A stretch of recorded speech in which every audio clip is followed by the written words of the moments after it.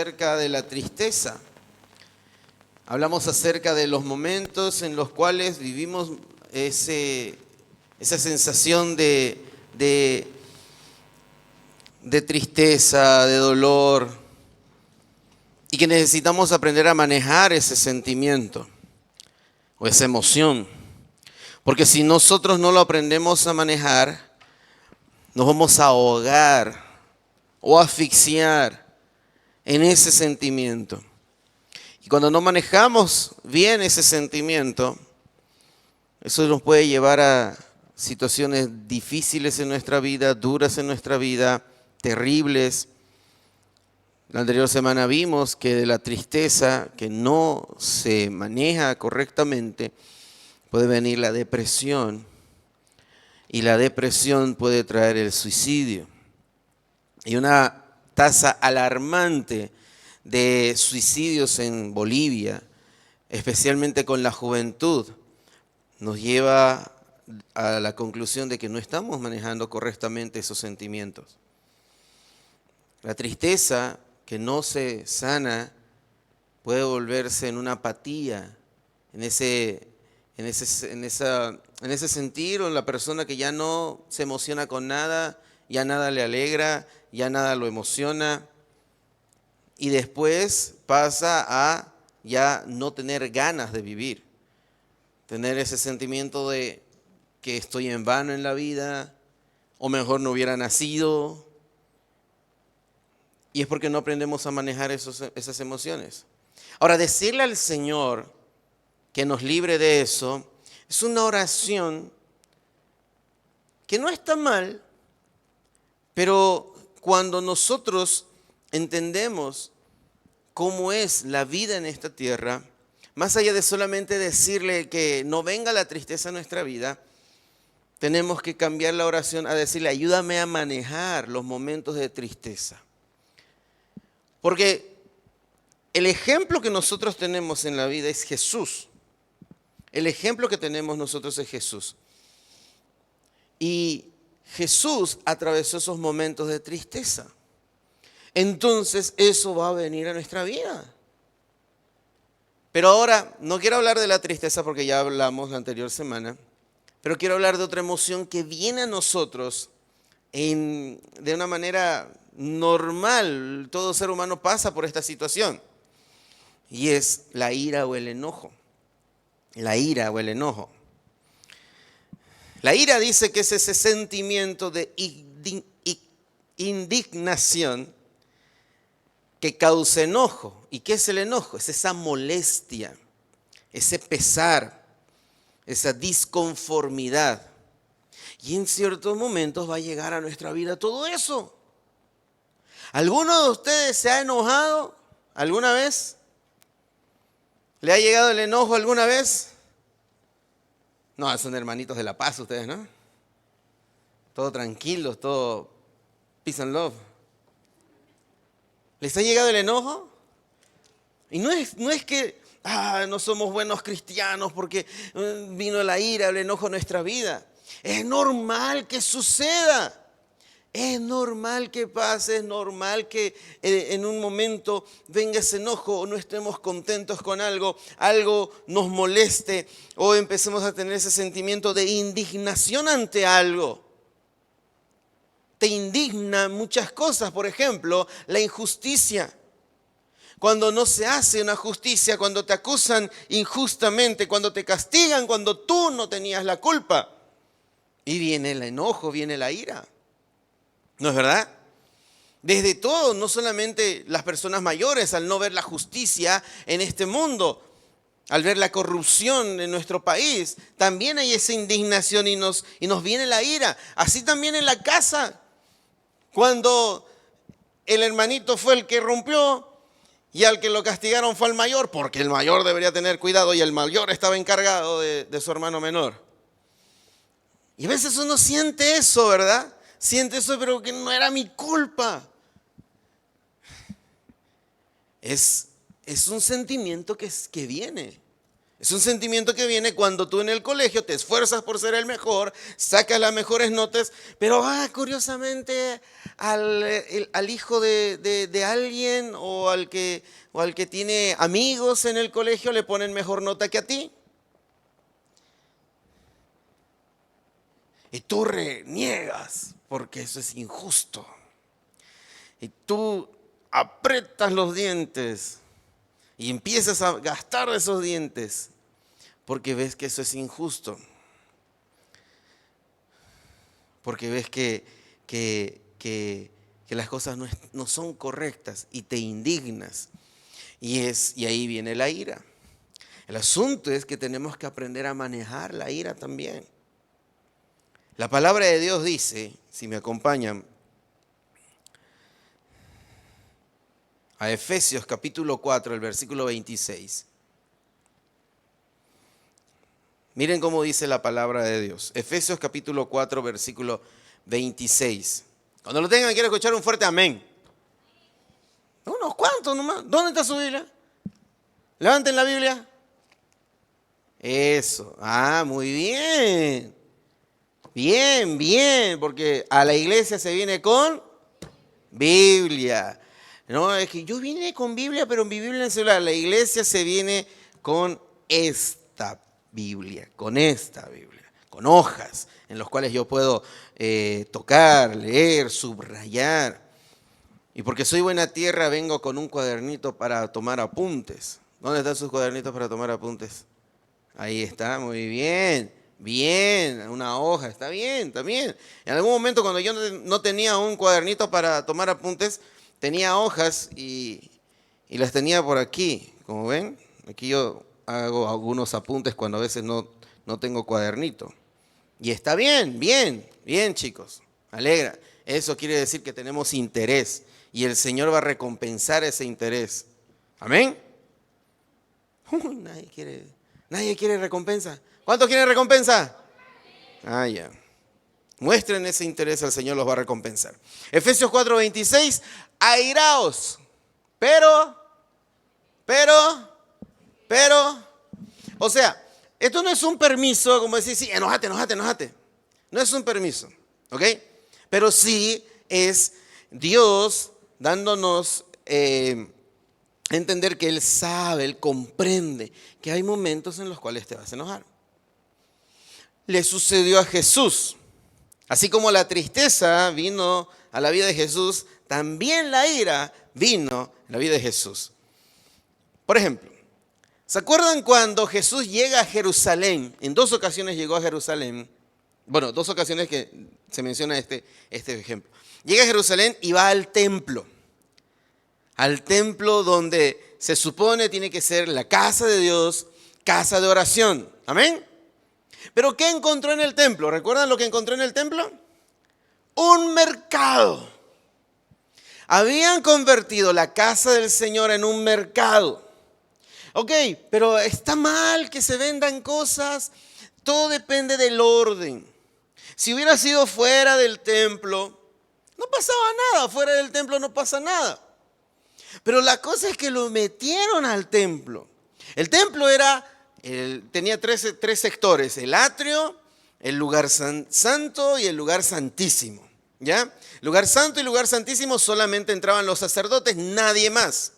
Pero el atrio era el lugar donde venía todo el pueblo a adorar al Señor, a buscar del Señor. Era el lugar donde se reunían por grupos y habían personas que enseñaban la palabra de Dios. Imaginándonos, esto vendría a ser un atrio donde ustedes vienen a recibir palabra del Señor. Ahora imagínense que allá pongamos una tiendita de pipocas, allá ponemos una de recargas para los que necesitan megas, y allá ponemos comidas, y ahí alguien está haciendo jiba, y así todo un mercado aquí. Ahora, la pipoca, una bolsita de pipoca, ¿cuánto creen que puede costar? ¿1 peso? 2 pesos, 5 pesos. Pero ¿qué tal si en la iglesia lo vendemos a 15 pesos? La recarga, 10 pesos de recarga, pero por lo general te cobran 11, ¿no? La recarga de 10 bolivianos. No, pero en la iglesia vamos a cobrar 15. ¿Qué pensarían ustedes de eso? Aparte de muy caro, injusto, ¿verdad? Y tú podrías decir, me están robando. ¿Cómo no? Eso no cuesta así. Algo así pasaba en el templo. Los que habían llenado la casa del Señor, lo habían llenado para abusar de los precios, de los costos. Por ejemplo, Dios había dicho que para los sacrificios se traigan cierto tipo de animales. Y las personas tenían que ver entre su rebaño el animalito que cumplía con los requisitos. Eso es lo que el Señor les pedía.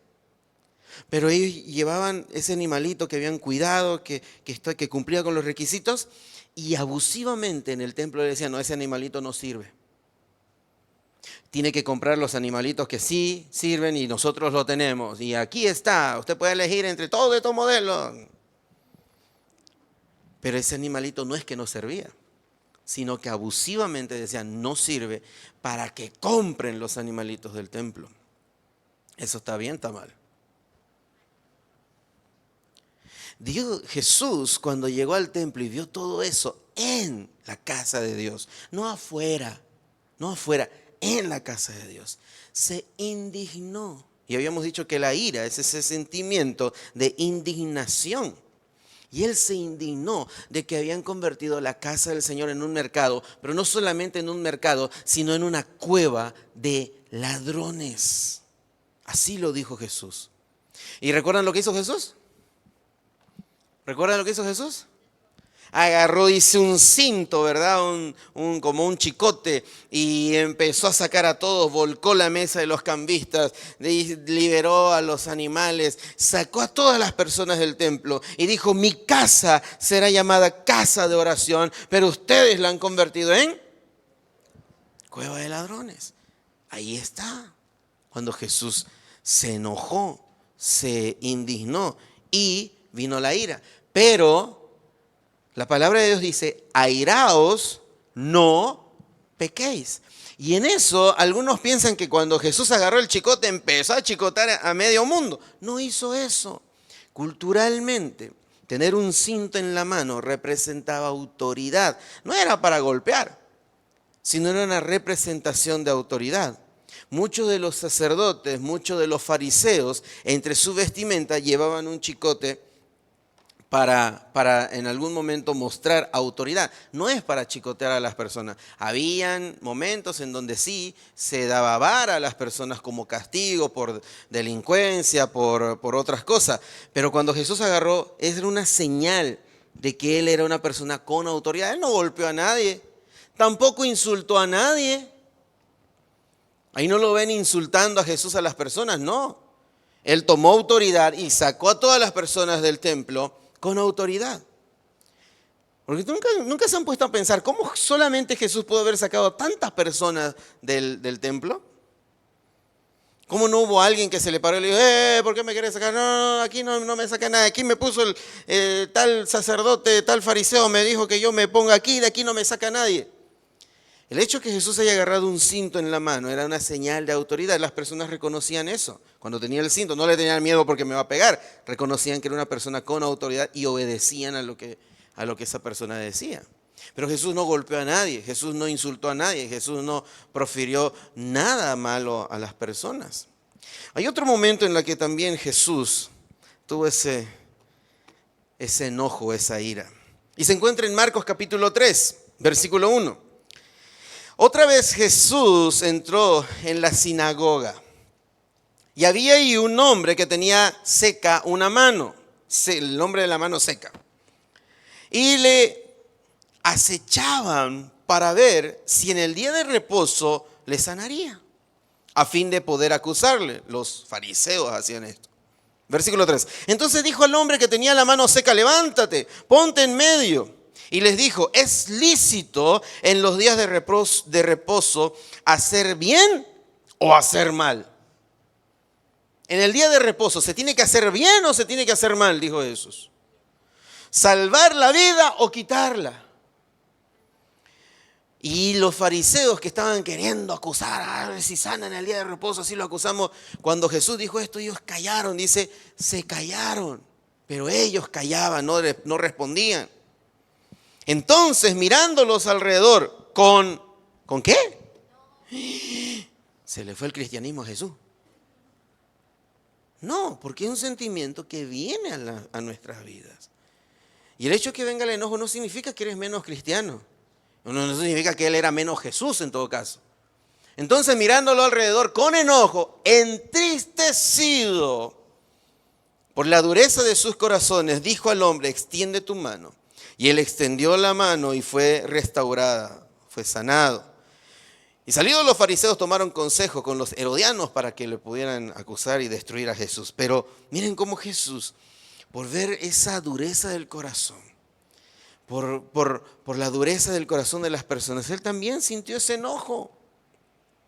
¿Se acuerdan cuando Jesús estaba enseñando y vinieron muchos niños hacia Jesús? ¿Qué hicieron los discípulos? Ya, a ver, vayan allá, no molesten al maestro, saquen a los niños, el maestro está enseñando. ¿Y qué hizo Jesús? Se enojó y le llamó la atención a sus discípulos y no los insultó a sus discípulos. No les faltó el respeto a los discípulos, pero sí le dijo: dejen a los niños venir a mí, no se lo impidan, porque de los tales es el reino de los cielos. Y es más, le dijo: ustedes deberían ser como los niños, y si no son como los niños, no van a entrar en el reino de los cielos. Pero se enojó el Señor por ese trato mal que le estaban dando a los niños, por el menospreciar a los niños cuando ellos venían hacia Jesús. ¿Y qué es lo que hacía Jesús después? Agarraba a los niños, bendecía a los niños. Pero llegó a enojarse por cómo los discípulos habían reaccionado. Cuando Jesús era acusado por los líderes religiosos, también hubo momentos en donde él tuvo que enojar, se enojó, porque le acusaban de esto. ¿Saben qué decían de Jesús? Él es un borracho bebedor de vino que anda con los pecadores y esto y aquello. Hablaban mal de Jesús. Todo el tiempo calumniaban a Jesús. Amenazaban a las personas para que no se acerquen a Jesús, para que no escuchen el mensaje de Jesús. En un momento Jesús tuvo que decir la verdad a los fariseos y les dijo: hipócritas. Pero no fue como un insulto o como para ofenderlos, sino que era la verdad. Les digo que ustedes son unos hipócritas. Dicen que tienen que las personas cumplir la ley y ustedes no pueden cumplir esa misma ley. ¿Saben lo que son ustedes, fariseos? Son sepulcros blanqueados, porque aparentan ser buenos, pero por dentro están llenos de huesos de muerte. Son una generación de víboras. Los insultó, entonces todos tenemos que insultar. No, Jesús dijo la verdad. Jesús estaba exponiendo la hipocresía de los fariseos. Pero llegó un momento en el que se enojó. E incluso estuve viendo los momentos en los que Jesús se enojó. Llegó un momento igual cuando fue a la tumba de Lázaro, donde también sintió enojo porque las personas eran incrédulas y no confiaban en lo que Jesús iba a hacer. Como ven, en la vida de Jesús también surgió esa emoción de la ira, del enojo. Pero él no pecó. Él sí manejó esa ira. Él manejó correctamente esa ira. No pecó. El problema es eso. Nosotros no aprendemos, no sabemos cómo manejar la ira o no manejamos correctamente la ira. Dice Santiago capítulo 1, versículo 19. No como dice la canción, Santiago 1, verso 2. No, ese es de gozo. Pero el 1:19 dice lo siguiente: por esto, mis amados hermanos, todo hombre o toda persona, dile al que está a tu lado, escucha porque es para ti. Y no te enojes, decirle. Todo hombre sea pronto para oír. ¿Para qué? ¿Tardo para qué? Hablar. Tardo para airarse. Porque la ira del hombre no obra la justicia de Dios. Aquí hay algo que nosotros debemos entender. Si tú tienes un momento en el cual viene la ira, el enojo a tu vida, y reaccionas en base a ese enojo, a esa ira, en ningún momento vas a hacer algo de parte de Dios. En la ira del hombre no obra la justicia de Dios. ¿Qué es lo que busca el ser humano cuando viene el enojo? Porque hay acciones que, si las acciones son motivadas por el enojo, van a terminar en pecado. Me ofendió, me dijo esto, me dijo aquello. Tal vez la persona sí buscó ofenderte, tal vez sí la persona buscó hacerte daño. Y si tú reaccionas motivado por el enojo, ¿en qué vas a terminar? ¿En qué terminan dos chicos que se empezaron que uno le dijo, vos sos esto, lo aquello, qué más allá? ¿En qué termina? A la salida, ¿no, verdad? A la salida. O a veces ahí mismo. ¿Sí o no? Están jugando pelota y uno le puso con fuerza y lo golpeó. ¿Qué es lo que busca esa persona? Cuando tiene la pelota, ¿no? ¿Cuál pelota? Yo no pienso en la pelota, pienso en la canilla, ¿verdad? Y levantarlo. ¿Por qué? Porque hace rato él igual. ¿Y qué es lo que reclama? ¿Han visto los partidos de fútbol? Le hicieron falta a él. Y luego él fue y se vengó y le hizo todavía más daño al otro. ¿Y qué le reclama al árbitro? Hace rato él igual me hizo lo mismo, usted no le sacó amarilla y no sé qué, no sé cuánto. Cuando la motivación es la ira, todo termina en pecado. Todo termina en pecado. La desobediencia, por ejemplo. En casa, a veces estamos descontentos por ciertas decisiones de los papás. Y en vez de que nosotros oremos por nuestros papás, motivados por el enojo, no le hacemos caso. Me dijo que haga esto, me dijo que lave los platos, le tocaba a mi hermano. Y mi papá dijo, no, anda a lavarlos tú, te estoy diciendo a ti. Y yo tengo que ir y lavar. Pero ¿cómo voy a lavar? No lo voy a lavar bien. Motivado por el enojo, no es como sea. Agüita y ya. ¿Por qué? Porque te está motivando el enojo, la ira. ¿Sí o no? Anda a barrer el patio, no lo barremos bien. Levanta las gracias de los perritos. Y no lo hacemos. ¿Por qué? Porque si nosotros, motivados por la ira, empezamos a reaccionar, todo termina en pecado, la desobediencia de los padres. Ahora, si motivados por la ira empezamos a hablar,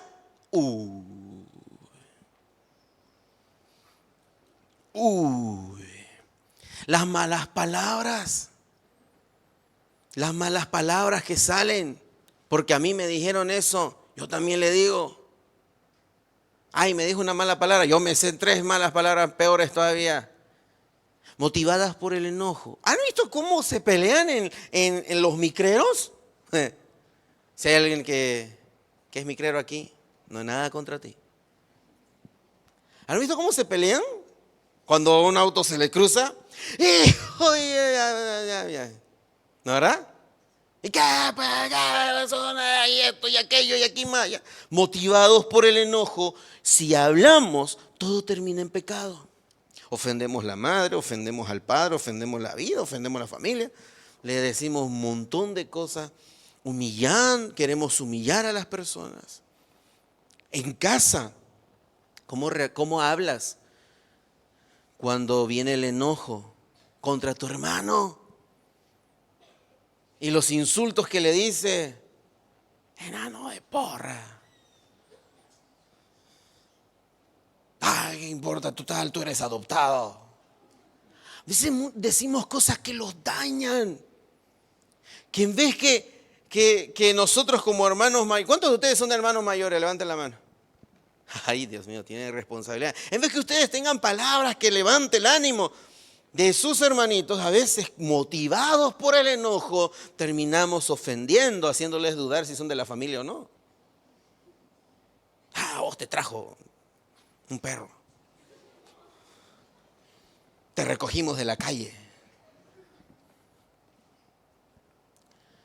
¿Cómo reaccionamos cuando motivados por la ira hablamos? Termina en pecado. Porque en la ira del hombre no obra la justicia de Dios. En la ira del hombre no obra la justicia de Dios. Amén. Amén. ¿Y qué nos dice la palabra de Dios en Efesios 4:29? Ninguna palabra corrompida salga de vuestra boca. Por eso de hablar malas palabras y que, ay, pero sí es normal, todo el mundo habla malas palabras. No, señores. Los hijos de Dios no. De la boca de los hijos de Dios no sale palabra ofensiva. No sale palabra soez. No salen malas palabras. No salen ajos, cebollas. Ni aunque esté en el estadio. ¿Se han dado cuenta cómo gritan en el estadio al equipo contrario? ¿Se han dado cuenta cómo le gritan a ese pobre árbitro? Y si el equipo no está jugando bien, ¿se han dado cuenta cómo, siendo parte del equipo, cómo le tiran a los del mismo equipo? Motivados por el enojo, terminan haciendo tonterías. Terminan haciendo pecado, motivados por el enojo. Ninguna palabra corrompida salga de vuestra boca, sino la que sea buena para la necesaria edificación, a fin de dar gracia a los oyentes. Si nos dejamos llevar por la ira y el enojo, nos vamos a ir a la venganza. A la venganza. Y buscamos que esa persona que me ofendió, que me hizo daño, sienta lo mismo. Y al igual que la tristeza, creemos que la tristeza se va a ir cuando nosotros cobremos venganza. Igual pensamos que la ira se va a ir cuando nosotros cobremos venganza. Y no pasa así. Peor todavía, sigues acumulando más rencor en tu corazón, más ira, más enojo. Y te empiezas a vengar haciéndole daño a otro. Y la palabra de Dios nos dice, Romanos 12:17, no paguéis a nadie mal por mal. Me pateó jugando fútbol, yo también lo voy a patear. Me perdió mi, qué sé yo, mi libro, mi cuaderno, mi lapicero, mi esto, mi aquello. Yo también, ahora le quito y esto es mío, porque vos lo perdiste. O yo también se lo pierdo. O yo también le rayo. De chico, ¿no? Viene un compañero, te rayó el cuaderno, vas y ya, rayarlo todo, ¿no? Siempre buscando hacer más daño, más daño. Y eso no es bien, no viene de Dios. Eso no viene de Dios. Dile al que está a tu lado, eso no viene de Dios. No paguéis nadie mal por mal, procurad lo bueno delante de todos los hombres. Versículo 21. No seas vencido de lo malo, sino vence con el bien el mal. No es correcto la venganza. A ti no te toca vengarte. ¿Recuerdan lo que Jesús dijo? A ustedes se les ha enseñado que es ojo por ojo, diente por diente. Creo que se llama la ley del talión. Ojo por ojo, diente por diente. Me hizo un daño, le hago el mismo daño. Listo, quedamos en paz. Y no es verdad. Nadie queda en paz después de eso. Nadie queda en paz después de eso. Ni en la casa, ni con los hermanos, ni con la familia. Jesús dijo, no es así. No es ojo por ojo, diente por diente. Si alguien te da en una mejilla, dale la otra. Dale la otra. Si alguien te pide, te quiere quitar algo, también déjale esto más. Al que te pida, dale. Al que quiera tomar de ti prestado, no se lo rehuses. Pero a veces la consigna es venganza. Y la venganza nunca es buena. Mata el alma y la envenena. Lo dijo el sabio Chavo. Y no es correcto. ¿Qué dice la palabra del Señor? Mía es la venganza, yo pagaré, dice el Señor. ¿De quién es la venganza? ¿De quién es la venganza? ¿Del ganso? ¿De qué? Ese chiste lo hace mi sobrinito. ¿De quién es la venganza? Del Señor, no es tuya. Dile al que está a tu lado, no es tuya la venganza. No es de nosotros. Ese es el problema. No manejamos bien el momento que viene el enojo a nosotros. No lo estamos manejando. Y como no lo estamos manejando bien, entonces todo termina en pecado. ¿Todo termina en qué? ¿En qué? Ahora la pregunta entonces, ¿cómo manejo la ira? ¿Cómo manejo la ira? La ira y el enojo va a venir a nuestra vida. Es inevitable. Ya lo vimos en Efesios 4:26. Vuelvan a buscar. Efesios 4:26. Donde dice, airaos, pero no pequéis.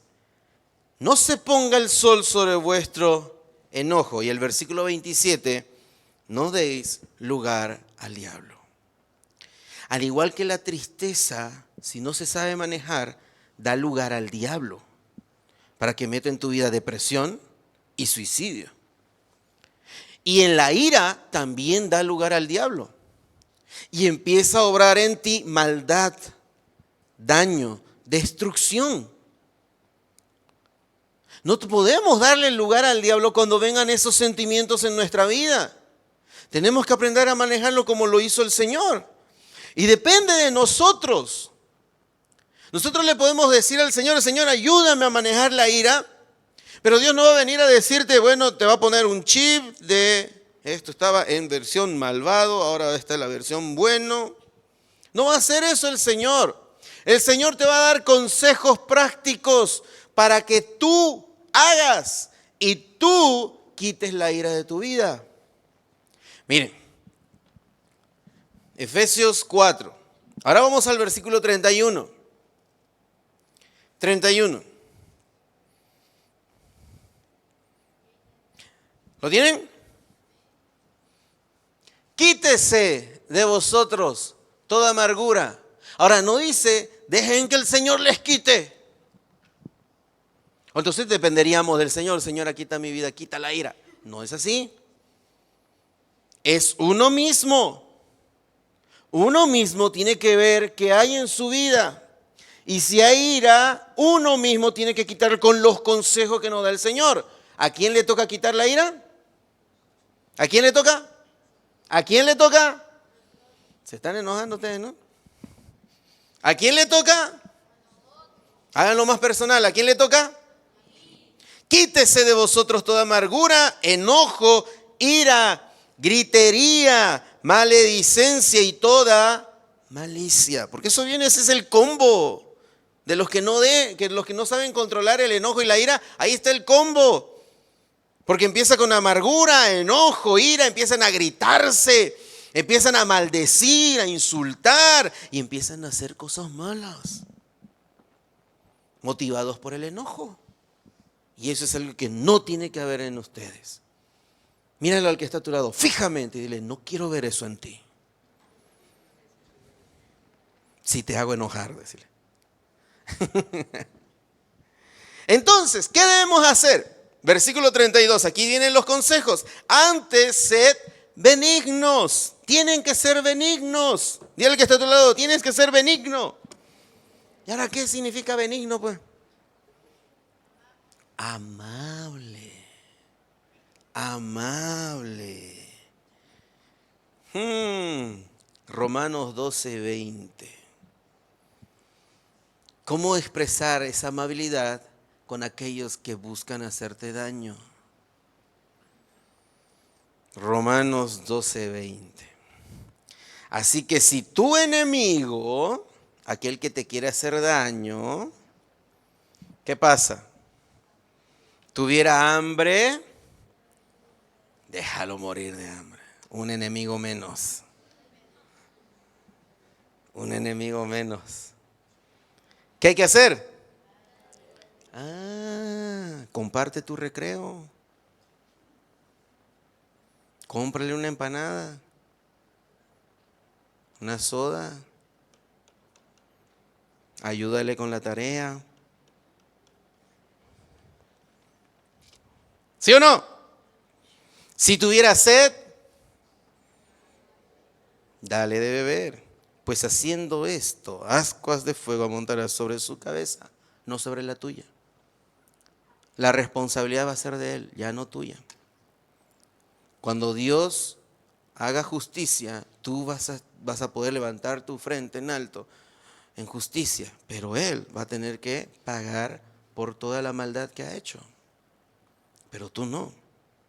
Ahora, si tú en vez de darle lo que él necesita, no, y en vez de que le ayudes, haces que todo el curso no le hable, también tú vas a tener condenación. Él y tú, por obrar mal. Nos está librando el Señor de ese castigo cuando Él venga a juzgar, cuando Él venga a vengar. Tú tienes que estar libre de eso. Y por eso el Señor dice, sea amable. No. Si tiene hambre, dale de comer. Es tu enemigo, pero dale de comer. Si tiene sed, dale de beber. Jesús lo dijo de esta manera en Mateo 5. Dice, pero os digo, amad a vuestros enemigos, bendecid a los que os maldicen. Ellos están hablando mal de ti. Tú no hables mal de ellos, tú habla bien de ellos. Haced el bien a los que os aborrecen y orad por los que os ultrajan y persiguen. Y a veces no hacemos eso. Nuestra oración tiene que ser para que ellos cambien, no para que Dios los queme en fuego. Señor, úngelos con aceite hirviendo. Señor, que tu venganza, mira cómo está ofendiendo a tu hijo, defiende a tu hijo. Muchas veces nosotros oramos para que le caiga fuego del cielo a esa persona. Y no tiene que ser así. Tenemos que orar para que esa persona abra los ojos, se dé cuenta que está haciendo mal, se acerque a Dios, cambie su vida. Tú necesitabas un cambio de vida. ¿El Señor te perdonó? ¿Te perdonó el Señor? ¿Puede perdonarle a Él? ¿Te cambió el Señor? ¿Puede cambiarlo a Él? Pero a veces oramos para que de una vez se vaya al infierno. Así no es. Esas oraciones son motivadas por el enojo. Ora por ellos. ¿Qué más dice? Volvamos a Efesios 4:32. Antes sed benignos unos con otros, amables los unos a los otros, misericordiosos. Hay que tener misericordia. Hay que entender la situación que atraviesan las personas. ¿Saben? Detrás de una persona que es abusiva, que es malvada, hay problemas, hay dificultades, hay hogares destruidos. A veces uno dice, no, pero es un malvado, quisiera que le pase esto, le pase aquello. Oh, ¿por qué tiene que ser así? ¿Por qué tiene que ser lo otro? Pero la palabra del Señor nos dice que tenemos que ser misericordiosos. Es entender que ellos están en un error. No le puedes exigir bondad cuando Dios no está en su vida. Tienes que buscar que Dios esté en su vida para entonces exigir bondad de ellos. Pero si no está Dios, si ellos están en una oscuridad, no puedes esperar algo bueno de ellos. Tienes que aprender a entender que ellos están motivados por el enemigo, que es el enemigo quien está usando sus vidas.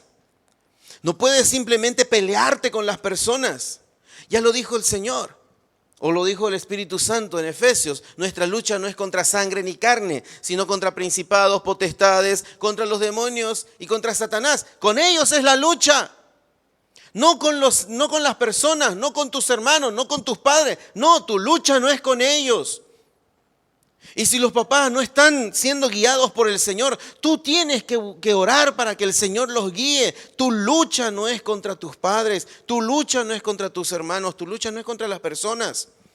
Tienes que entender lo que está pasando, como Jesús. A Jesús lo golpearon. Y esos soldados que lo golpearon sabían muy bien lo que estaban haciendo.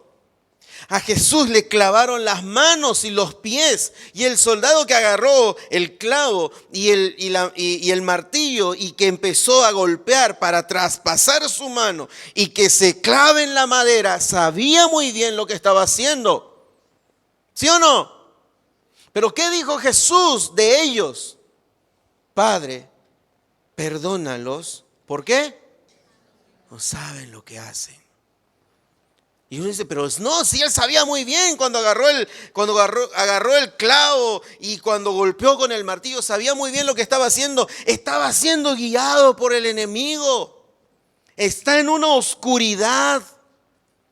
Y yo debo pedir para que ellos salgan de esa oscuridad. Y la misericordia te lleva a entender la situación por la que están pasando. Y no reaccionar con maldad. Y no reaccionar con ira o motivados por la ira cuando ellos te hacen daño. No seas vencido de lo malo. Vence con el bien el mal. Tu lucha no es contra ellos. El enemigo los utiliza, claro, pero tu lucha no es contra ellos. Tu enojo no tiene que ser contra tus padres. Tú tienes que ir y clamar, Señor, guía a mi papá, que el enemigo no use la vida de mi papá, que el enemigo no use la vida de mi mamá. Tú, Señor amado, gobierna mi hogar, tú gobierna mi familia, ayuda a mi hermano, que mi hermano pueda conocerte, que mi hermano te ame, que mis amigos te conozcan. Ayúdame a hablarles de ti para que ellos también salgan de ese error, porque no saben lo que están haciendo. Es de la manera como uno tiene que reaccionar. Y en vez de motivados por la ira, tenemos la ira, pero motivados por Dios, aprendemos a manejar esa situación. Amén. ¿Qué más dice Efesios? Misericordiosos. Antes sed benignos unos con otros, misericordiosos, perdonándoos unos a otros. Para manejar la ira tienes que aprender a perdonar. Pero no ese perdono, pero no olvido. No, qué chiste así, ¿no? Yo perdono, pero no olvido. Eso no es manejar la ira. ¿Cómo hay que perdonar? Aquí dice la palabra. Como Dios también os perdonó a vosotros en Cristo. Te pregunto, cuando tú le pediste perdón al Señor, ¿el Señor te volvió a recriminar lo que habías hecho? No. El Señor dice que te perdona y olvida todo eso. Lo agarra y lo mete en algo, una bolsa, en un saco, y todas esas malas decisiones, todo ese pecado lo bota a lo profundo del mar y no se acuerda más de ellos. Es la forma en cómo se perdona. Es la forma en cómo tengo que perdonar. Y perdonar a las personas, porque entiendo que ellos están siendo motivados por el enemigo. Y que yo puedo orar por sus vidas. Y que yo puedo ser alguien usado por Dios para que ellos salgan de esa oscuridad. Y en vez de mantener un enemigo, puedes ganarlo para que no solamente sea tu amigo, sino tu familia en Cristo. ¿Qué es mejor? ¿Cómo es mejor eliminar a los enemigos? ¿Haciéndolos familia o que se mueran? Haciéndolos familia.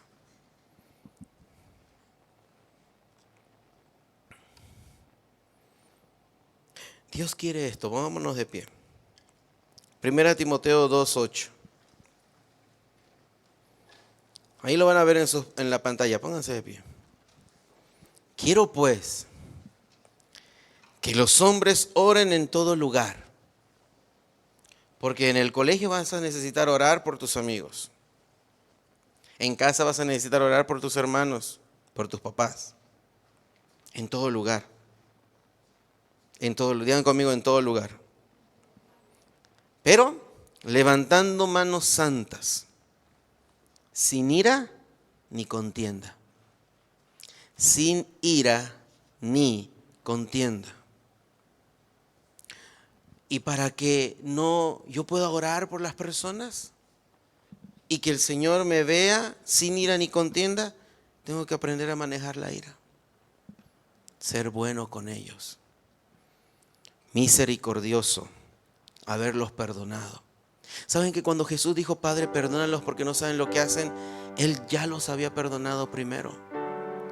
Porque si Jesús pidió por ellos que Dios los perdone, es porque Él ya los había perdonado. La primera persona que se dejó guiar por la ira y el enojo fue Caín. Y por la rabia contra su hermano, motivado por la ira y el enojo, terminó matando a su hermano. Pero ¿qué le dijo el Señor? El Señor le dijo a Caín: ¿por qué te has ensañado?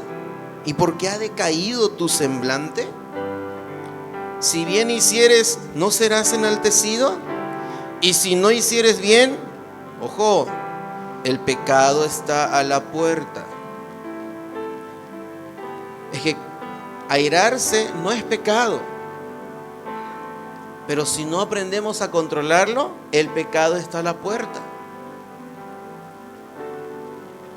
Y con todo esto, a ti será tu deseo, su deseo, y tú te enseñorearás de él. ¿Qué le estaba diciendo el Señor a Caín? Hey, está viniendo esto en tu vida, pero tú puedes controlar la situación, dominar la situación. Pero si no lo haces, el pecado está a la puerta. O tú eres quien controla la situación, o la situación te controla a ti. Y lo triste es que Caín se dejó controlar por el enojo y la ira. Dejó que el enemigo obre en su vida y terminó matando a su hermano. ¿Qué vas a hacer tú? Señor, ayúdanos a manejar, Señor amado, la ira.